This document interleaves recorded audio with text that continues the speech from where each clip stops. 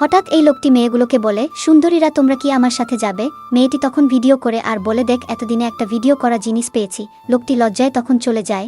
তারপরে মেয়েটি অফিসে ঢুকতেই দেখে তাদের সুপারভাইজার একজনের সাথে খারাপ ব্যবহার করতেছে। মেয়েটি তখন তাকে থাবড়া মেরে বলে, আরে আপনার এটা তো সুন্দর হয়েছে, আপনি তো এই ধরনের ছোট ড্রেস পরতে পারেন, তাছাড়া আপনি দেখতে মেয়ের মতোই। এই বলে তাকে হাত দিয়ে চুমা খেতে সে লজ্জায় চলে যায়। তারপরে সে ভিতরে ঢুকতে তার চিরশত্রু তাকে চিকনি চামেলি ও বাজে কথা বললে মেয়েটি বলে, তোমার মতো আর বসে বসে আমি অফিসের ফ্রি বাসি খাবার খাই না যে তোমার মতো এত মোটা হব।